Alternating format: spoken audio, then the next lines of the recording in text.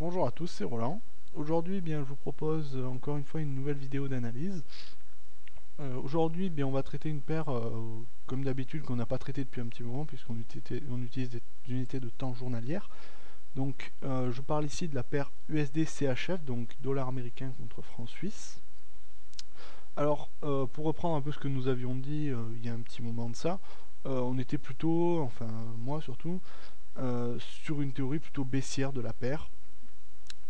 À deux reprises, j'ai plutôt donné un avis baissier, ce qui s'est avéré plutôt juste jusqu'à présent. Euh, Notamment, donc, pour reprendre rapidement, donc, sur cette droite très importante que j'avais évoquée à plusieurs reprises, qui fait figure de zone de résistance et de support dynamique pendant un bon moment. Ici, on a fait deux fois le support.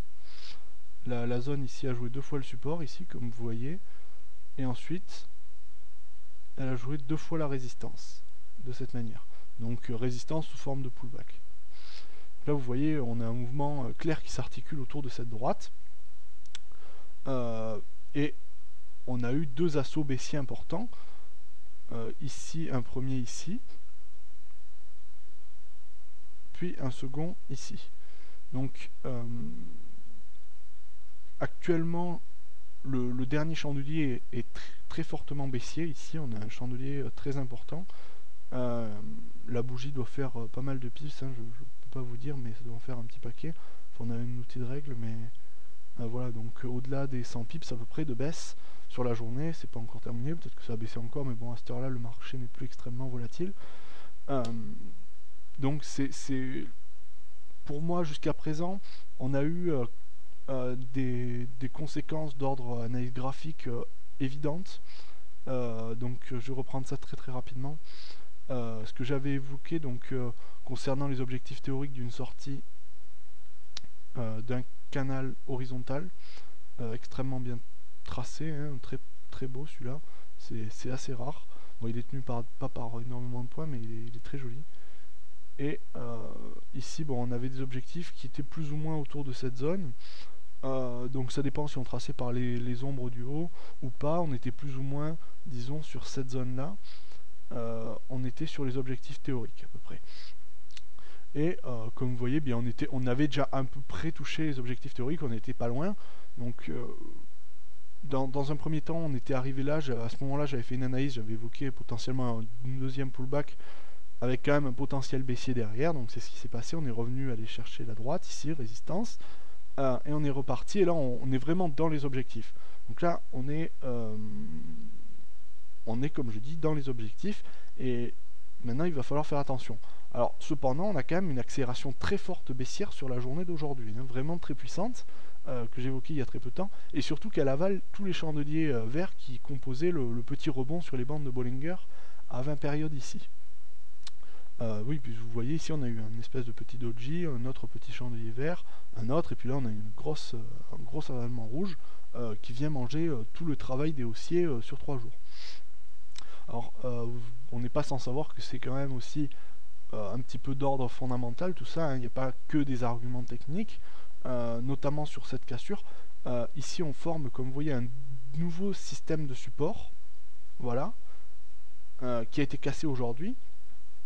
Alors, il y a peu de temps, hein, on a eu l'annonce d'une agence de notation qui a placé les États-Unis sous surveillance négative, donc la compagnie Standard & Poor's.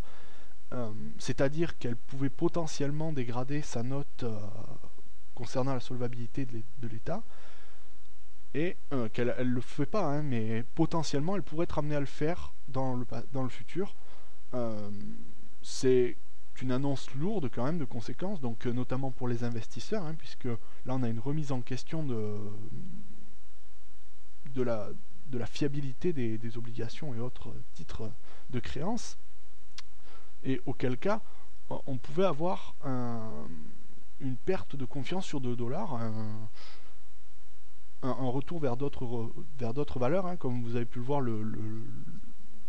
l'or est parti complètement à la hausse hier, enfin, c'était assez impressionnant. On a eu vraiment une séance incroyable. Et là, on est là sur la paire USD-CHF, donc la paire franc-suisse, enfin la devise franc-suisse est souvent considérée aussi comme une devise refuge. Et là, les gens, les investisseurs peu confiants, ont plutôt vendu leur dollar et racheté du franc suisse, donc concrètement shorté la paire USD-CHF. Et ça a provoqué ici, vous voyez, donc l'annonce n'est pas d'aujourd'hui, c'est d'hier ou avant-hier, donc c'est pas la bougie en cours, mais bon, les conséquences sont portées ici, hein, ça se voit, une bougie rouge comme ça s'observe pas tous les 4 matins. Euh, donc là, quand même, quand vous voyez, il n'y en a pas beaucoup qui font la dimension là d'au-delà de 100 pips, hein, c'est quand même assez gros.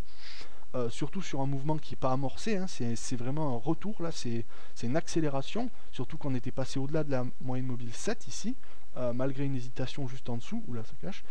Euh, et dans ce cas-là, là, on est reparti, hein, c'est sans chercher de niveau particulier, là, on n'est pas allé s'arrêter quelque part, peut-être qu'on a retracé sur un retracement de Fibonacci, mais ça me semble assez peu probable. Si là, effectivement, on est allé toucher les 23.6, mais les retracements sont très serrés, ça aurait pu être un petit peu plus, un petit peu moins. Mais là, c'est vrai qu'on a bloqué sur les 23.6. Pour moi, c'est un petit peu, c'est d'ordre fondamental et à la fois technique. Hein, on est placé dans une tendance de fond baissière, mais cette nouvelle qui est tombée il n'y a pas longtemps conforte un petit peu le point de vue baissier sur la paire USD-CHF, comme on a vu l'euro-dollar qui a monté hier et aujourd'hui de façon vraiment impressionnante. Mais l'euro, comme on le sait encore, a subi aussi une crise assez importante dans sa zone, et auquel cas la paire USD-CHF, pour moi, garde un potentiel fondamental plus important baissier. Donc voilà, alors concernant ce qui peut potentiellement se passer maintenant, difficile de donner ses objectifs, donc ça c'est la première chose. On peut aller chercher une théorie de la balançoire ici, encore une fois, de cette manière. Donc là je vais tracer les objectifs courts et les objectifs longs au-dessus. Voilà.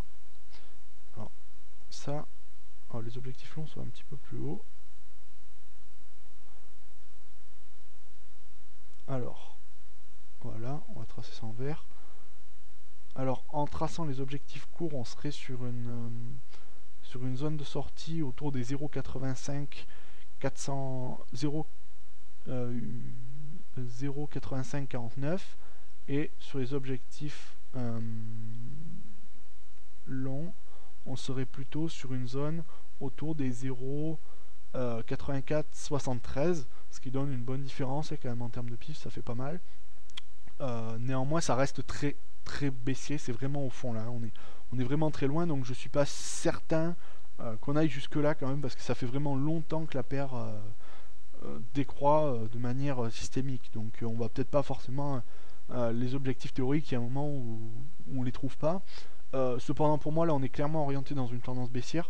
Prendre position à l'achat maintenant c'est très risqué, je pense. D'un point de vue technique c'est très risqué, puisque là on est sur un retour d'une nouvelle vague baissière. Donc pour moi dans les prochains jours à venir on va avoir potentiellement une accélération baissière, potentiellement un pullback après cette accélération baissière, et ensuite une continuation du mouvement baissier, je pense. Alors en termes de trading, donc actuellement pour moi on est sur un bon niveau pour entrer en position. Évidemment c'est pas un conseil, hein, vous gardez ça, chacun en fait ce qu'il veut. Pour moi on est dans une situation clairement optimale, puisqu'on a franchi la droite avec de la force, mais on l'a pas franchi suffisamment énormément, si vous voulez, on n'a pas trop avancé la marche encore, ce qui fait qu'on n'est pas obligé encore d'attendre un pullback pour rentrer avec un point d'entrée optimal. Donc là on peut vraiment aller chercher un ratio important en plaçant son stop un petit peu au-dessus du dernier plus haut, ou alors en gérant un stop avec une zone de résistance dynamique comme la moyenne mobile 20, ou la moyenne mobile 7 si on est plus audacieux.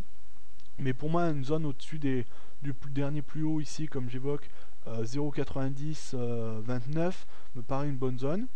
Et pour les objectifs, allez plutôt chercher les objectifs à court terme plutôt qu'à long terme là, parce que si on prend vraiment par le haut des mèches et au plus bas des mèches, on est vraiment très loin quand même. Plutôt privilégié, puisqu'on garde quand même un ratio intéressant autour plutôt des 0,85 52 par là, enfin 0,85 on va dire. Et là en short on pourrait avoir potentiellement une bonne occasion d'entrer en position. On remarquera par ailleurs qu'on a une divergence haussière sur le RSI, mais sérieusement je pense pas qu'il y ait beaucoup d'intérêt à regarder ça, puisque là on est quand même placé dans une tendance baissière forte. Comme vous savez, les divergences directes de cette manière s'observe surtout dans des mouvements de range. Ici on est plutôt dans une tendance clairement baissière, et auquel cas l'intérêt est assez peu utile. Voilà. Donc vous avez mon avis sur la paire USD-CHF. Sur ce, eh bien, je vous dis à bientôt et bon trade.